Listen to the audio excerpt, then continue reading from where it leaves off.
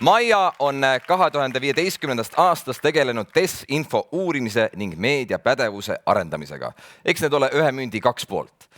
Mis siis meie inforuumis muutunud on? Kuidas kohaneda ja kuidas jõuda sinna, et mõnusaks eluks vajalik info oleks hästi leitav, selgelt sõnastatud ning jõuab ka noorema sihtgrupini? Just nendele küsimustele ta vastuseid otsibki. Palun. Aitäh! Tere! On suur rõõm täna siin olla. Nagu te näete, mu rõõm oli nii suur, et ma tegin maailma kõige värvilisemad slaidid. Palun nautige.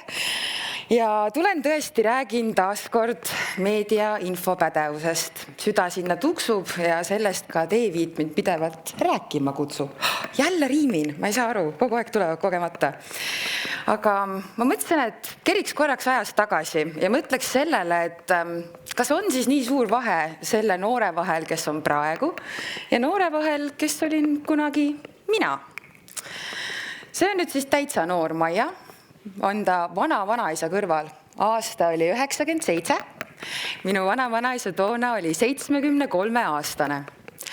Ja mina olin üks esimesi sükseid, tol hetkel ikka kõva rikkur oli see, kellel oli kodus arvuti. Me üldse rikkad ei olnud, aga onu oli itimees, nii et see tegi sama välja sisuliselt.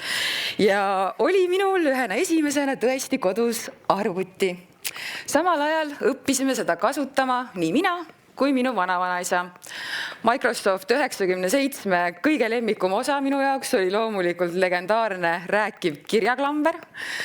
Kahjuks enamasti kirjaklamber andis mulle teada, kui palju asju ma seal ikka teha ei oska, aga sellegi poolest see on midagi, mis meid ühendas vanavanaisega. Mõlemad rääkisime, miks klipi pahandab. Vanavanaisa kirjutas memuaare rõõmsalt sellel ajal. Mina kirjutasin mis iganes asju, sest ma olin 5, on ju, aga teesklesin ka, et oskan. Meile mõlemale ühtemoodi oli väravaks interneti neti.ee, võib-olla kellegi vanavanemate jaoks on see siiani ainus viis internetti pääseda.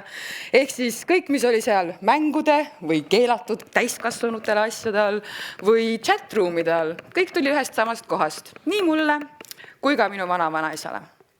Ja loomulikult, kui me nüüd vaatame olukorrale otsa, võib esmapilgul tõesti tunduda, et meil on ju noored, kes põhimõtteliselt sündisid tahvel käes, ema üsast väljusid, nutitelefon käes ja kes oskavad kuidagi väga palju paremini selle kõigega toime tulla.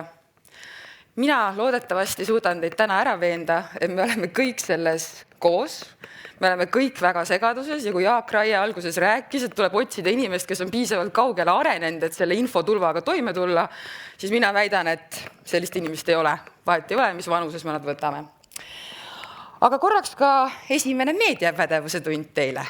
Keegi tuleb rääkima ja nimetab ennast eksperdiks, tasub kohe küsida, aga kust sa tead, kes sa selline oled? Nii et tõepoolest ka taustaks siis minu kohta nii palju, et olen umbes 10 aastat tegelenud siis meediapädevuse koolitustega, ehk siis lihtsamini öeldes olen erinevatele inimestele erinevates kontekstides üritanud selgeks teha, kuidas inforuumis, kui mitte terveks jääda, siis vähemalt ellu jääda. Ja kindla peale olen selle aja jooksul aru saanud, et tõepoolest nii noortel kui ka tegelikult näiteks Väärikate ülikoolis loenguid andes pensionäridele. Meil on üsna sarnased mured ja need sarnased mured kipuvad taanduma millelegi, mida me ei saa väga kontrollida, milleks on muutunud inforuum. Lihtne näide.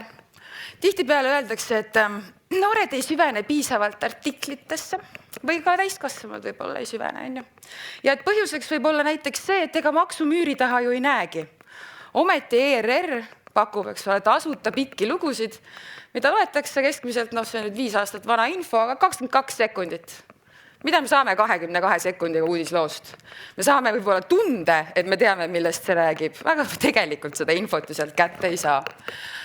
Kindlasti on kõigi meie jaoks info üleküllus muutunud häirivaks. Aga teistpidi igasugused soovitused, et noored, pange nutitelefon maha, minge välja kiikuma. See on umbes sama hea, kui öelda täiskasvanule, kustuta ära kõik oma sotsiaalmeedia kontod ja siis ürita teada saada, kuna sul tööüritus toimub kuskil, eks. See ei ole enam realistlik tegelikult. Samuti loomulikult on infovoogude intensiivistumine olnud päris korralik. Me ei räägi ainult mahust, vaid me räägime ka sellest mahust, mida sa igal hetkel võid saada. Harvardi professor Tim Wu räägib tähelepanu majandusest. Ehk siis meie põhiline kaup, millega kõik ärivad, on sekundid, silmamunasid. Sama asja soovivad meilt saada kõik platvormid, soovib saada TV-d, soovib saada õpetaja, soovivad saada meelelahutajad ja nii edasi. Ja loomulikult see tähelepanu on väga piiratud ressurss ja aina rohkem luksuskaup, eriti kui räägime tähelepanust, mis kestab kauem kui 20 sekundit. Killustamine eri platvormide vahel on ka kindlasti midagi, mis meid ees ootab aina rohkem. Mõtlemiskoht ka teile, et kui me teame, et sellist platvormi nagu Facebook enam ei ole ja ei tule, mitte kunagi ei ole ühel platvormil enam nii palju inimesi koos. Mis siis, et võib-olla noored on juba minema migreerunud, on ju, ja et seal alles on pigem teistsugune sihtrühm kui Teeviidale.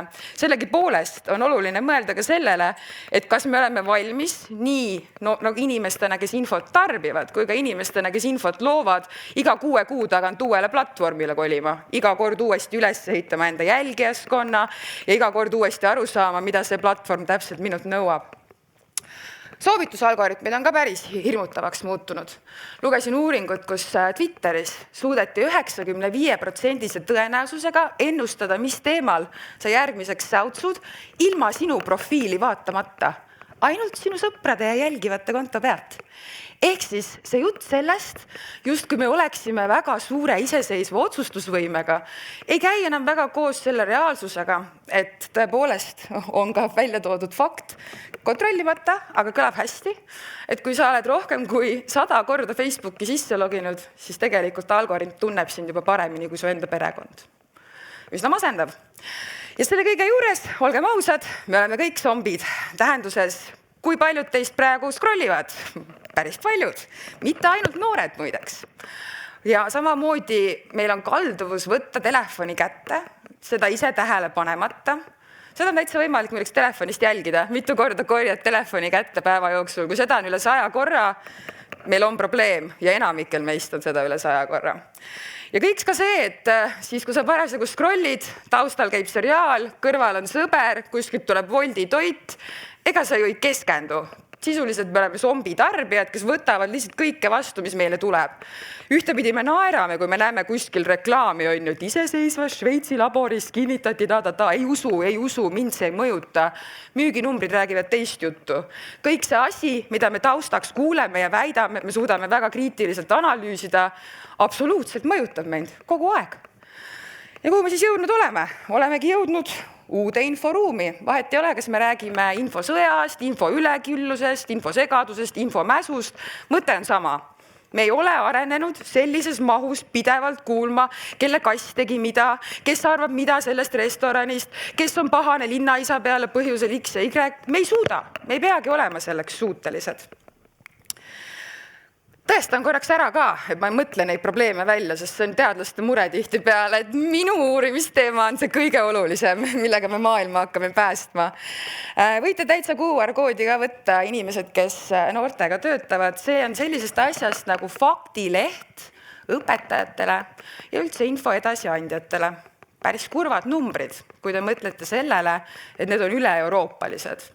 Ehk siis jutt sellest justkui poleks nagu väga probleemigi, ei vasta tegelikult tõele. Ja põhiline on see, et me ise tajume seda probleemina, eks? Kui me ütleksime, et suva, ma ei keskendu enam kunagi millelegi, eks ole, olen mingisuguses infomeres, pange mind ühele ja teisele poole, siis meid ka see ei häiriks. Kahjuks häirib ja kahjuks me tajume seda ise väga segadust tekitavana ja kahjuks mõjutab see ka meie usaldust. Mis siis on lahendus? Lahenduseks peaks olema muidugi see, et me anname kõigile piisavad teadmised ja oskused, et mingisuguse miinimumprogrammiga inforuumis toime tulla. Teistpidi aga, kui me vaatame seda, millest räägib UNESCO meediapädevuse raamistik, siis ei piisa ainult teadmistest ja oskustest.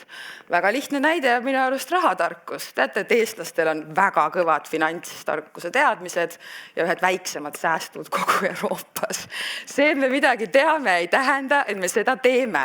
Mis tähendab, et küsimus peakski olema selles, et kuidas esiteks anda edasi need teadmised ja oskused ja teiseks jõuda sinna, et inimesed neid kasutaksid? Ja vot see on see väga keeruline küsimus. Üsna hea näide pärineb Heiko Leesmentilt, kes kunagi seda mulle rääkis kooli ajal, ma ei ole seda kunagi unustanud.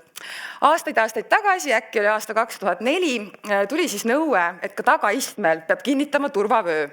Ja pärast kõiki neid rõngaid, kust me eestlastena läbi hüppasime, et saada Euroopa Liitu ja NATOsse, see oli nüüd see, mis ajas kogu rahva tagajalgadele nagu, et olgu muu, mis on, aga no see on nüüd see, kus me tõmbame piiri. Minu isikuvabadus olla tagaistmel ilma turvavööta. Ja politsei tegi loomulikult kampaaniaid, nagu peab, aga üks väga kaval asi, mida nad tegid, et nügida käitumist, oli see, et käidi ka lasteaedades. Näidati videoid ja räägiti, mis juhtub, kui kas või üks inimene tagaistmel õnnetuse hetkel ei kanna turvavööd. Mis siis ikka saab? Isegi kui sa vihkad seda mõtet sellest, et keegi tagaistmel turvavöö kinni paneb, kui laps istub autosse ja ütleb, aga issi. No olgem ausad, see töötab, eks ole. Ja sama mõte peaks olema ka meil. Vahet ei ole, kas meie oleme need noored, kes enam-vähem oskavad juba orienteeruda, või need, kes üritavad noortele kvaliteetset infot jagada. Kuidas saavutada see, et me mitte ainult ei hari neid, kes seda tahavad, vaid et kogemata saavad pädevamaks ka need, kes enda arvates juba oskavad kõike. Ma olen leidnud YouTube'ist kanali, mis annab mulle kogu maailma tõe. Ma ei vaja meedia ja infopädevusi, eks ole. Väga palju on selliseid inimesi. Ja mina ütlen, et noored kindlasti on üks võti täpselt nende inimesteni, kes enda arvates oskavad juba kõike, teavad kõike, leiavad üles kõik kriitilised allikad ja nii edasi. Ja kui noored on võti inimesteni, kes ei taha ennast sel teemal harida, siis noorteinfoga tegelejad on võti noorteni. Ma tahtsin alguses tulla palju teoreetilisema jutuga, aga nüüd ma mõtlesin, et ma joonistan teile ette ka üks väikse praktilise skeemi. Et kui mina siin ütlen teile, et tehke midagi, mida see täpsemalt siis endast kujutada võiks? No esimene osa sellest on kindlasti see, et vahet ei ole, kas ma koolitan 12-aastasi või 80-aastasi. Inimesed tahavad õppida seda, mis neid huvitab. Näiteks üritasime Teliaga koostöös siis hakata koolitama välja pensionäre. Ja arvasime, et küllap nad tahavad õppida Facebooki kontot, digiriiki, eks ole, nende vanusegrupi meelelahutus. Tuleb välja, et taheti hoopis teada näiteks, kuidas TikTokis Pomeraanianide hashtagi alt leida üles kõik endale meeldivad videod. Ehk siis see, et me ise surume peale, et võta nüüd seda, mida vaja, see ei ole väga hea strateegia. Küll aga ma soovitaksin teil üritada välja mõelda, mis need käigud, mis ma siin ette olen joonistanud täiesti oma tarkusest, võiks teie puhul päriselt tähendada. Ehk siis, kui meil on eesmärgiks ühtepidi arendada meedia infopädevusi, eks ole, ja mitte ainult noortel, vaid ka iseendal. Ja teiseks tahaks ka pakkuda kontrollitud infot, siis mis päriselt ja praktiliselt võiks olla need sammud, kuidas sinna jõuda. Mina väidan, et koos õppimine ja aus tunnistamine, et ega me ise ka täpselt aru ei saa. See on väga okei ja väga hea algusplaan. Kindlasti on noorsootöö valdkonnas töötajatel juba olemas see oskus kuulata, eks ole, subjekti, kes peaks seda infot justkui vastu võtma, mida nad päriselt teada tahavad. Et ma võin ka kinnitada, et kuigi on väga oluline rääkida sellest, et ei tohi Snapchatis saata poolpaljaid pilte, see ei ole sõnum, mida kõik noored tulevad tegelikult turvalisuse loengutele kuulama, eks ole. Palju huvitavam on neile rääkida sellest, et kõik need asjad ja krüpteeritud kujul alles, siis tuleb alles mõistmine, et võib-olla see ei ole parim idee. Ehk siis tuleb meeles pidada seda noortekeskset lähenemist, mida me rakendame ka kõiges muus. Selle asemel, et öelda, ära mine TikToki, Hiina valitsus vaatab, võiks rääkida sellest, kuidas seda teha võimalikult turvaliselt, eks ole. Üldse võiks natuke realistlikum olla ja ma panen seal juures ka iseendale nagu tuhka pähe, et ka mina veel 2-3 aastat tagasi tegin koolitusi, kus ma õpetasin väga suurejoonelisi faktikontrolli meetodeid, erinevad tööriistad. Ja siis ühel hetkel hakkasin mõtlema, et kui ma tegelikult ise faktikontrolliks kõiki artikleid näiteks, mida ma enne tööle minekut loen, siis ma ei saaks tööle minna, sest üks faktikontroll võtab keskmiselt 2 tundi. Mis siis on realistlikud lubadused? Ja see on jälle midagi, mida te võiksite läbi mõelda enda jaoks ja mida te võiksite läbi mõelda ka inimeste jaoks, kellega te koos töötate. Tõepoolest, kõike pikalt ja põhjalikult fakti kontrollida ei jõua. Mina olen teinud endale lubaduse, et ma vähemalt 80% ajast kontrollin, enne kui ma midagi edasi jagan. Ja ka mina, kes ma väidetavalt olen jube meediapädev, ei suuda seda 100% ajast teha. See ei ole võimalik. Mul on vahepeal lihtsalt suva. Vahepeal ma lihtsalt tahan jagada meemi ja mul on täiesti suva, et mõned inimesed võivad arvata, et see on tõsi. Ja see on okei. Aga mingi osa ajast ma siiski üritan olla vastutustundlik. Samuti oma digitaalse jalajäljega. No ideaalis te käiks ikkagi iga kuu ja vaataks, ega te ei ole midagi napakat kirjutanud. Kui seda ei suuda, enamik meist ei suuda, siis korra aastas on ka okei. Kui te ei raatsi muideks postitusi kustutada, soovitan panna lihtsalt privaatsussätte peale ja kui te küsite miks, siis ma arvan, piisab sellest, et jälgida ükskõik millist skandaali, mis on tulnud sotsiaalmeedia postitusest. See, mida me tänase filtri läbi postitame ja mis igaveseks alles jääb, see ei ole ka 20 aasta pärast okei. Need, kes te siin olete praegu noored ja särate näost, ka teile tullakse ja öeldakse ühel hetkel kõrges vanuses 40, et eakad ei oska väga midagi internetist teha. Tõestus on see tweet 20 aastat tagasi. Ehk siis see on meie kõigi mure ja seda kõike muret saab lahendada sellega, et me üritame järjepidevalt midagi ette võtta.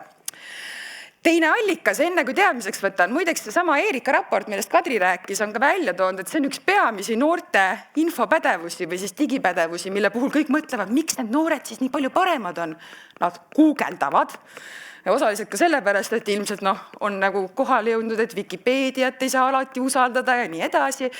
Aga see on harjumus, mida kõigil ei ole. Palju olulisem sellest, mis on su emakeel, mis on su haridustase, kus sa oled sündinud, on sinu info- ja meediapädevuste puhul see, kas sa usaldad ühte allikat või tarbid mitut.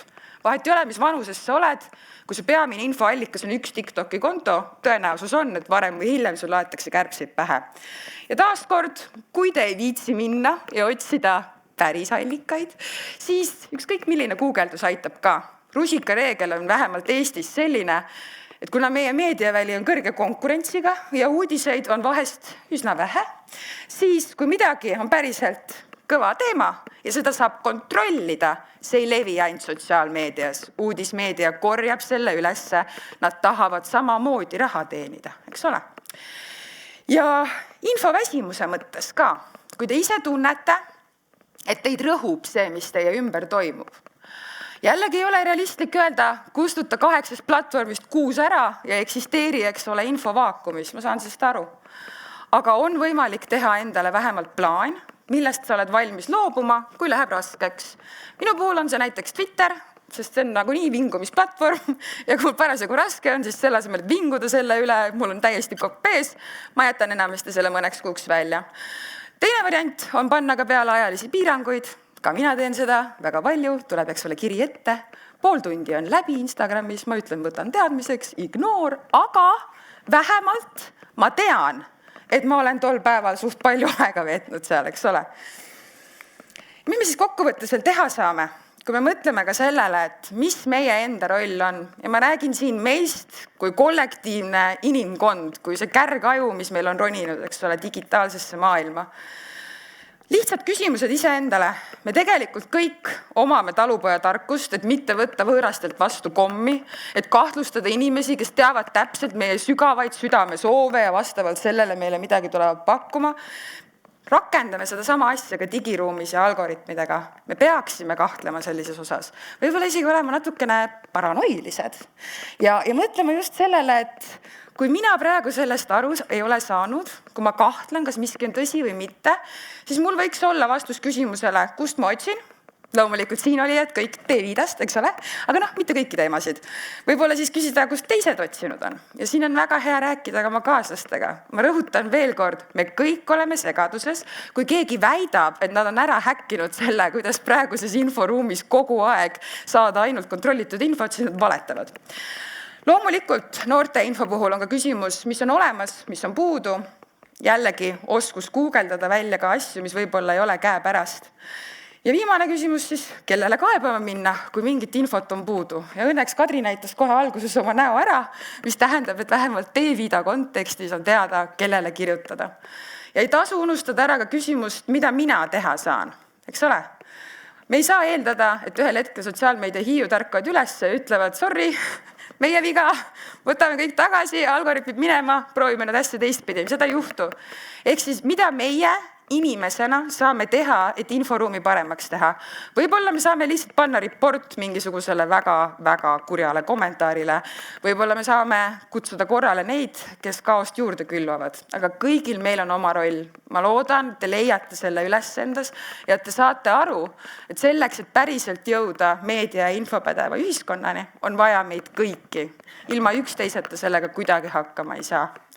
Nii et tegutseme siis koos. Aitäh! Aitäh sulle. Oota, ära kohe ära mine, sa saad ka tänumeene meilt. Näed, sealt tuleb sulle väike kingitus. Aitäh sulle väga põneva talki eest.